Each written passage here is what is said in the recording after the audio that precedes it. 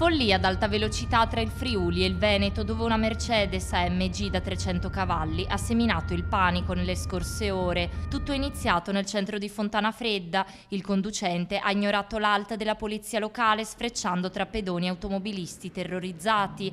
È scattato così un inseguimento da brividi proseguito in autostrada, dove il pirata ha toccato la folle velocità di oltre 240 km/h.